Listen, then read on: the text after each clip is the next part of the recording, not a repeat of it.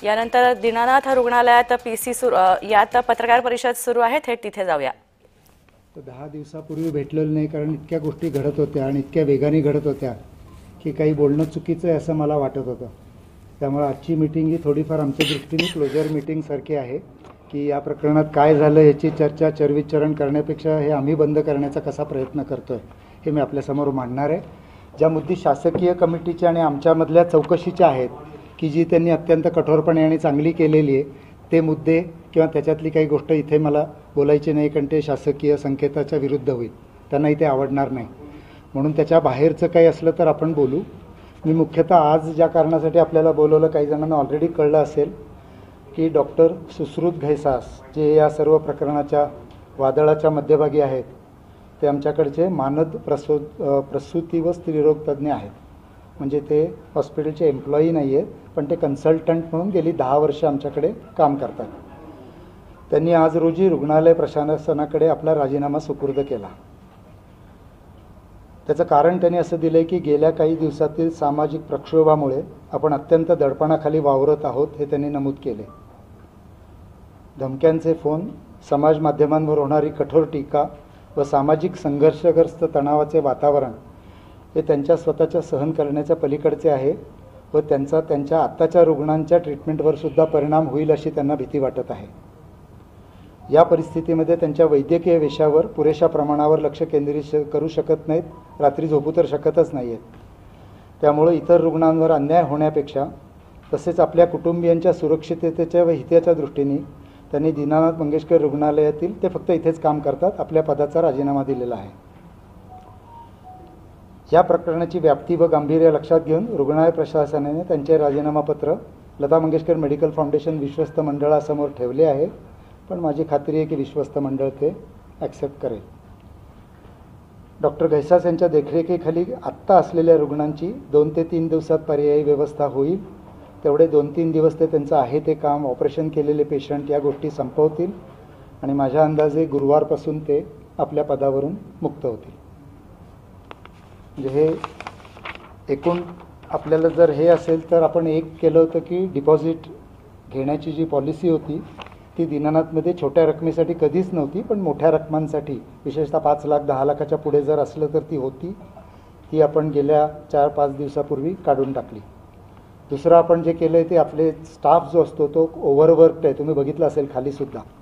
तर ते ओव्हरवर्क्ड असल्यामुळे बोलण्या वागण्यामध्ये एक जी संवेदनशीलता पाहिजे किंवा एक काय म्हणूया माधुर्य पाहिजे किंवा मदत करण्याची वृत्ती पाहिजे, ती स्टाफमध्ये कधी फार काम असले की कमी होते। ती सुधारण्यासाठीची सूचना आणि ट्रेनिंग सुरू केलेलं आहे। आणि तिसरी गोष्ट म्हणजे आजचा शेवटचा राजीनामा आहे। आता आपल्याला शासनाच्या अधीन नसलेला काही प्रश्न विचारायचा असेल तर त्याची मी माझ्या परीने उत्तर देईन।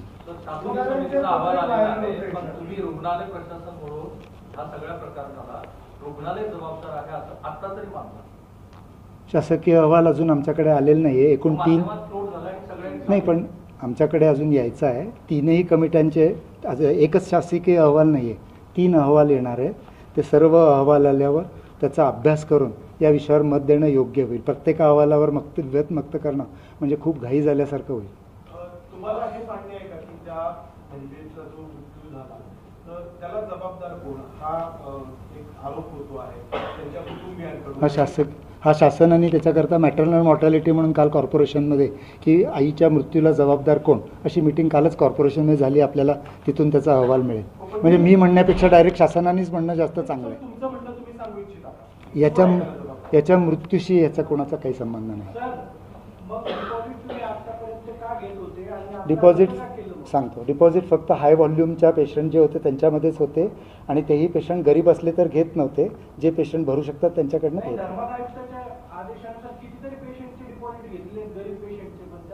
नाही घेत, आता तेच सांगतोय मी तुम्हाला, काम खूप वाढतं आणि जास्त कॉम्प्लेक्स केसेस येतात, त्याला सुरुवात झाली आणि ते आम्ही बंद केलं आहे। मी आता तो वादाचा मुद्दा करत नाही आहे, आम्ही बंद केलं आहे असा मुद्दा मी मांडतो। हॉस्पिटलचा जो पालिकेचा टॅक्स आहे तो कोर्टाच्या अधीन आहे। हॉस्पिटलचा कॉर्पोरेशनचा एकही रुपया आम्ही थकवलेला नाही। आम्ही जे पैसे भरतो ते कोर्टामध्ये भरतो। आत्ता जे आम्ही टॅक्सचे पैसे भरतो ते कोर्टामध्ये भरतो, त्याच्यात आमचा एकही रुपयाचा टॅक्स थकलेला नाही आणि थकूच शकत नाही, तर बंद करतील। मी सांगतोय ना कोर्टामध्ये, मी आपल्याला सांगतोय ना कोर्टामध्ये टॅक्स भरतो. याचा अर्थ तुम्ही पालिकेच्या प्रॉपर्टी टॅक्स बिलिंग डिपार्टमेंटला तुमच्या हॉस्पिटलच्या नावाने बिल जनरेट होतंय ऑनलाईन सुद्धा, ते 27 कोटी रुपये सांगतो रक्कम ना दाखवते. सांगतो. त्यांचं जे टॅक्स आकारणीची जी प्रथा आहे ती त्यांनी कमर्शियल केली आणि त्याला आम्ही कोर्टामध्ये चॅलेंज केलं आहे आणि कोर्टाने जो निर्णय दिला ते दोन्ही पार्टींना पाळणं बंधनकारक आहे. त्यांनाही बंधनकारक आहे, मलाही बंधनकारक आहे. त्यामध्ये काही डिस्प्यूट नाही आहे. नाही नाही नाही, पैसा भरावाच लागणार. जर कोर्टाने त्यांच्या बाजूने निकाल दिला तर एकही पैसा सोडता येणार नाही. मला कळलं नाही, म्हणजे कोर्टामध्ये जाण्याचा जगात प्रत्येकालाच डेमोक्रेसीचा कोर्ट हा स्तंभ आहे ना. कुठला मंगेशकर रुग्णालयावर मला आक्षेप असाय सुरुवातीपासून तुम्ही चॅरिटेबल ट्रस्ट म्हणून कमी किमतीमध्ये जागा घेतली किंवा शासनाचे वेगवेगळ्या पद्धतीचे महापालिकेकडून ऍडिशनल FSIचे फायदे घेतले. दुसरी गोष्ट नाही, ते FSI ला सगळे पैसे भरलेले आहेत, काही फायदे नाही. टॅक्समध्ये रिडम्पशन तुम्ही किंवा सवलत जी आहे ती घेता कमर्शियल टॅक्समध्ये आम्ही सवलत घेतलेली नाही आहे. कोर्टामध्ये सवलत नाही आम्हाला काही. न्यायालयाच आहे. हो तुम्हाला कमर्शियल दराने किंवा व्यावसायिक दराने कर लावू नये अशी तुमची भूमिका आहे. बरोबर. तुम्हाला हे मान्य आहे का चॅरिटेबल हॉस्पिटल म्हणून तुमच्याकडून काही रूल्स रेग्युलेशनचं व्हायोलेशन झालंय ज्याचा आउटरेज बाहेर पाहायला मिळतोय सर्वसामान्यांमध्ये? सगळ्यांचं असं म्हणणं आहे. तुम्ही आता आपलं तुमचं म्हणणं मला समजलं. फक्त मी असं म्हणतो की चॅरिटेबल आम्ही काम करतो का नाही ठरवण्याची ज्या यंत्रणेवर जबाबदारी आहे चॅरिटी त्याच्यात दर महिन्याला आम्ही आमचे सर्व चॅरिटीचे हिशोब त्यांना सबमिट करतो. आणि तुम्ही हा प्रश्न त्यांना विचारला पाहिजे चॅरिटी कमिशनरना की दीनानाथ रुग्णालय चॅरिटीच्या रुग्णांची नियमांची पाय करते का नाही.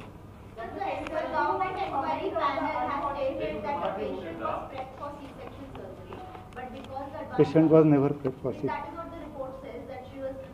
आपण आता काय, मला काय वाटतं, ऐका ना I have understood your question. Patient was never prepped for any surgery and this is under the investigative committee. All our reports, findings, camera footing, where she was in the room, everything is handed over to the government.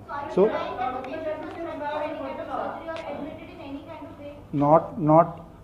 not even 1 out of million.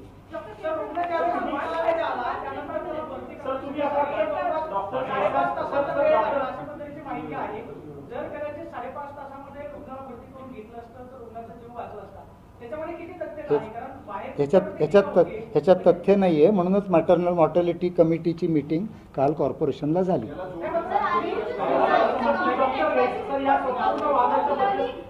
मी ऐका एक second कसं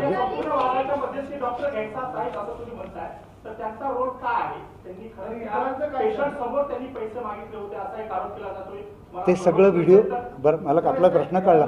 ते सगळे video शासनाकडे submit केले चौकशी. मी तिथे नव्हतो. मी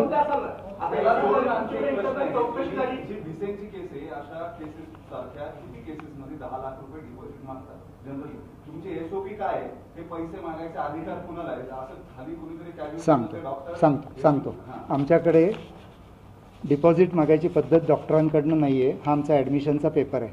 त्या पेपरवर खर्चाचे अंदाजपत्रक असे लिहिलेले. हा छापील पेपर प्रत्येक रुग्णाला हा दिला जातो.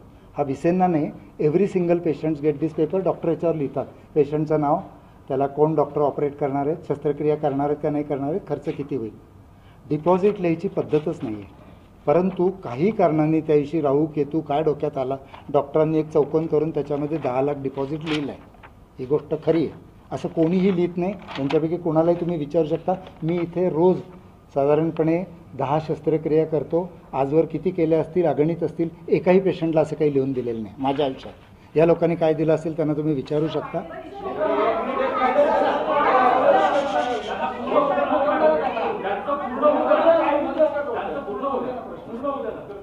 त्यामुळं डिपॉझिट जर काही समजा कोणाला घ्यायचं असेल तर ते बिलिंग डिपार्टमेंट डॉक्टरांशी बोलून समजून घेऊन त्या रकमेपैकी किती रक्कम घ्यायची असं फक्त काही सिलेक्टेड केसेसमध्ये ठरवतं.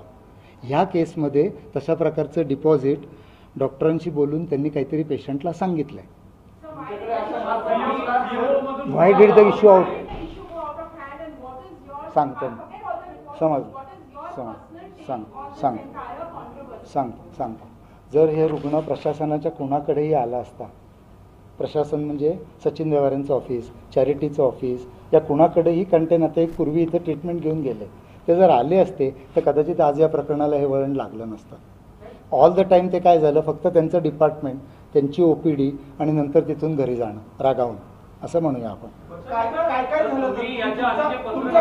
ते मी ऑलरेडी दिलं आहे. आपण आता जे शासनाच्या चौकशी आधी नाही ते आता रिपीट करायला नाही.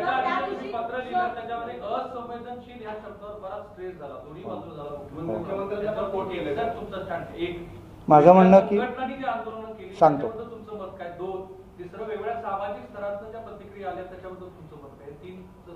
हो, एक एक घेऊया आपण, मला लक्षात नाही राहिलं तर एक एक सांगा. असंवेदनशीलता म्हणजे ज्या रुग्णालयामध्ये खूप काम चाललं आहे तिथला स्टाफ पेशंटच्या प्रती कमी संवेदनशील होतो. हे शासनाच्या काय गव्हर्नमेंटच्या प्रायव्हेटच्या सगळ्या ठिकाणी, अगदी रेल्वे स्टेशनवर गर्दी असली, एअरपोर्टवर आपण आत्ता बघतोय. तर असंवेदनशीलता म्हणजे काय होतं, कामाच्या गर्दीमध्ये प्रत्येक माणसाला जो पूर्ण न्याय मिळायला पाहिजे तो त्या कामाच्या गर्दीमध्ये मिळत नाही.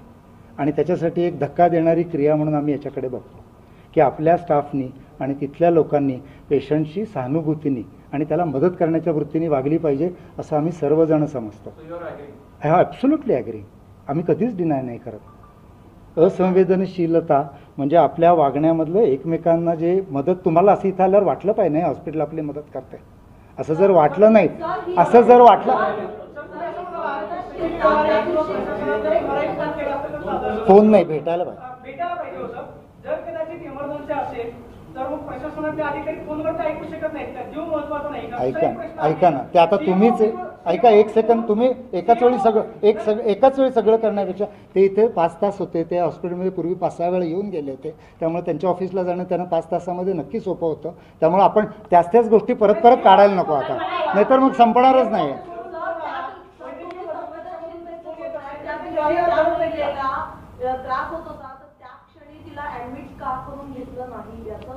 हेच तर शासनाच्या कमिटीज.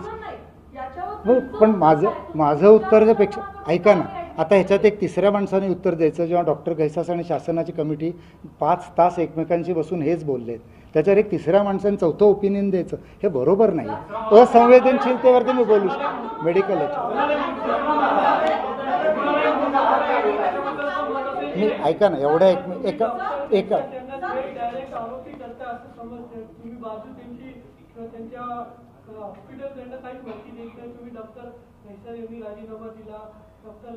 हे जबाबदार नाहीये ते शासन आणि त्यांच्यामध्ये जे सगळा डायलॉग झालाय.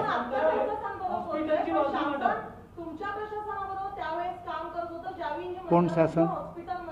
कोण शासन?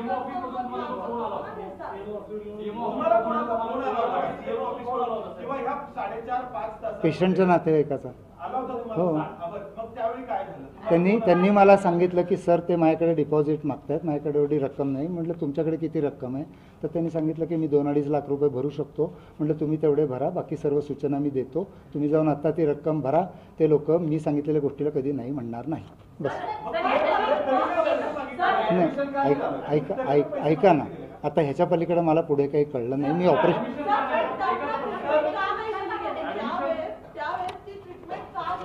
डॉक्टर घैसास आणि शासन, कारण ती ट्रीटमेंट देणं, ऐका ना, ट्रीटमेंट देणं हा माझा भाग नाही आहे.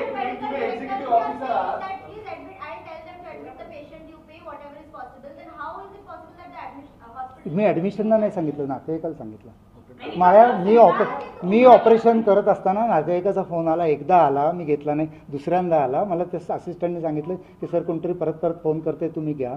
मी घेतला आणि त्यांना सांगितलं की तुम्हाला जे शक्य आहे ते भरा, बाकी ट्रीटमेंट इथे होईल, तुम्ही काळजी करू नका. एवढाच आमचा फोन. माझ्या सूचना प्रशासनाला मी दिल्या नव्हत्या. नाही, 5:30 नाही, मला त्यांचा फोन 2-2:15 आलेला आहे. ते सकाळी 10, ऐका, सकाळी 10 ते सगळं चाललंय ना, तर त्याच्यात आपण जायला नको. तुम्ही मला माझं विचारू शकता. ऐका ना, तुम्ही मला माझं विचारताना मला फोन 2-2:15 आला.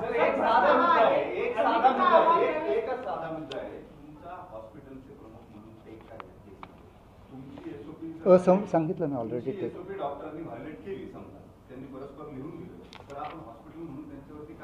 आता हे सगळं तेच आज तेच तर एक्झॅक्टली तेच सांगायला मी तुम्हाला बोललो. इंडिव्हिज्युअल झाला. तुम्ही आतमध्ये तुमच्या ऍडमिनिस्ट्रेशनने त्यांना काही शोकॉज दिली, त्यांना काही मागितली की हे तुम्ही का लिहून दिलं, त्यांनी त्यांचा काही खुलासा तुमच्याकडे दिला, तुमच्या तेच संकलन समितीने एक त्यां- रिपोर्ट दिलाय त्यांचं- त्याच्यामध्ये त्यांनी सांगितलेल्या गोष्टी घेतल्यात सगळ्या आणि त्या गोष्टी- फॅमिली कशी निघून गेली हे तुम्ही फुट ऑन करताय. जेव्हा प्रेशर वाढलं तुम्ही प्रेशर ऐका, प्रेशर वाढण्यात आता तुम्ही असं म्हणताय की प्रेशर माझ्यावर नाही वाढलेलं, त्यांच्यावर वाढलं आहे आणि ते त्यांना सहन होत नाही. ही कॅनॉट हँडल दॅट प्रेशर आणि ते प्रेशर बरोबर ना, मला कळलं ना, तुमचं म्हणणं चुकीचं नाही. त्यांची बाजू काय ती तर कळू देत ना. तुम्ही मला माझे प्रश्न विचारू शकता, मला कोणाचे तरी दुसऱ्याचे प्रश्न विचारू शकता. आपण जी समिती नेमली होती, जी समिती आपण नेमली होती, ज्या समितीच्या मार्फत अहवाल दिला, सार्वजनिक केला गेला, त्या महिलेच्या संदर्भात जोपर्यंत कोणतीच पाळली गेली नाही. हा एक प्रश्नाचं, ह्या प्रश्नाचं उत्तर देतो. आमचा जो अहवाल मीडियाकडे दिलेला आहे त्यात पेशंटच्या आजाराचे कुठलेही डिटेल्स नाही आहेत. ऐका ऐका ऐका पेशंट ऐका, तुम्ही स्वतःच्या मनाने न बोलता आम्ही जे काय सांगतोय ते ऐकायचं असेल तर कॉन्फरन्स होईल. आम्ही जे तुम्हाला अहवालाचा नाही, अहवाल हा आम्ही शासनाकडे पाठवला आहे. तुम्हाला जे दिलं आहे त्याच्यामध्ये फक्त घटनाक्रम आहे, पेशंटचं मेडिकल कोणतीही गोष्ट त्यात नाही. आज जे तुम्ही विचारता सांगतो मी, आता जे तुम्ही म्हणताय की मेडिकल ट्रीटमेंट तिला काय गेली हे त्या अहवालात आहे शासनाच्या. तिला पूर्वी काय आजार होते का हे आहे त्या शासनाच्या अहवालात. तिला आम्ही ते पूर्वीचे काय आजार होते तुम्हाला आम्ही दिलेले नाही. म्हणून तुम्ही तुमचं मत लगेच 2 दिवसात ओपन केलं नाही, मत नाही केलं, सांगतो. आमचं रुग्णालय सांगतो नाही, स्वतःला क्लीन चिट नाही दिली. जरा एक सेकंद ऐका. आम्हाला शासनाने एक पत्र पाठवलं की डेली मिररमध्ये आलेल्या बातमीला तुम्ही उत्तर द्या. ते उत्तर जे दिलं तेच उत्तर आम्ही त्यांना पाठवलं जे मेडिकल होतं आणि तुम्हाला दिलं ते त्यातला मेडिकल पार्ट काढून होतं, बाकी काही नाही केलं आम्ही. याच्यामध्ये चूक कुणाची आहे? सगळ्यात महत्त्वाचं तुम्ही म्हणताय की समितीचा अहवाल येईल, अहवाल ज्यावेळेस येईल त्यावेळेस येईल, मात्र लोकांच्या मनामध्ये प्रश्न आहे. एवढी मोठी संस्था आहे, संस्थेचं एवढं मोठं नाव आहे, लोकांच्या मनामधला संभ्रम, लोक समितीची वाट बघणार नाही. मात्र जी घटना घडली समितीचं एवढंच मी सांगेन, ऐका ना, मला कळलं लोकांचा संभ्रम. समितीचं काम अतिशय वेगवान चालू आहे. मी यापूर्वी एवढं वेगवान काम माझ्या आयुष्यात पाहिलेलं नाही. त्यामुळं लवकर जे प्रश्न कन्क्लुजनवर येणार आहे त्याच्यावर आपण आज उडी मारायची काही गरज नाही. घटना घडली त्या दिवशी नक्की काय झालं, मग चूक कुणाची आहे? तुम्ही असं तेच आपण परत बोलतोय जे शासन कायद्यानुसार जेव्हा कुठलाही रुग्ण आपल्या प्रशासनाला कल्पना तर एकच प्रश्न आहे. कायद्यानुसार कोणताही रुग्ण जेव्हा प्रशासनाला कल्पना न देता निघून जातो तर आपल्या हॉस्पिटलने किंवा डॉक्टरनी ऍब्स्कॉन्डिंग पेशंट आणलेला आहे अशी पोलिसांकडे तक्रार करायची असते. तर आपल्याकडून तशी काही तक्रार केली का? फक्त ऍडमिट असला तर एखादा सांगतो एखादा पेशंट ओपीडीत आला, एक सेकंड,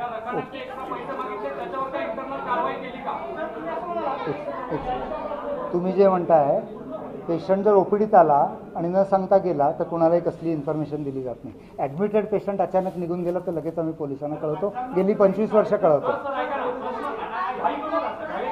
नाही, काय होतं आपण तेच बोलून काही त्यात नाही, म्हणजे वेळच नुसता घालून एक प्रेस कॉन्फरन्स ही भांडायसाठी नाही.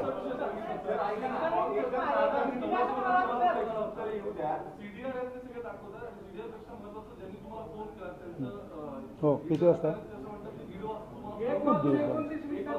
हां, ठीक आहे, म्हणजे असेल, म्हणजे ऐका ना, माझं काय म्हणणं आहे का, 1:29 काय किंवा 2 काय, मी ऑपरेशनमध्ये त्यांचा कॉल आला, मी घेतला, बोलणं झालं. ह्याच्या पलीकडे काही म्हणजे सकाळी 10ला वगैरे आलेला कॉल नाही आहे, एवढंच मी सांगतो. सकाळी 10ला वगैरे आलेला कॉल नाही आहे, उशिरा आलेला कॉल. बाकी काय माझं म्हणणं नाही, म्हणजे मी त्याच्याबद्दल वाद घालू पण इच्छित नाही.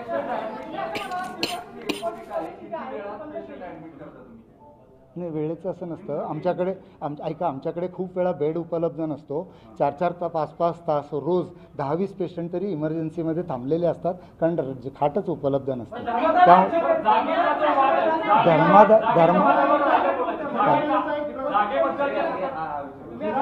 पत्र व्हायरल होतंय, त्यामध्ये तुम्ही जे त्यांच्याकडून सुद्धा फी आकारली, ज्यांनी जागा तुम्हाला मूळ जागा मला जे खिलार आहे त्यांनी पोस्ट फेसबुक वरती लिहिली आहे आणि त्याच्यामध्ये तुमचाही उल्लेख केला की तुमच्याकडे ऍडमिट असताना तुम्ही त्यांना कर्टसी व्हिजिट दिली होती.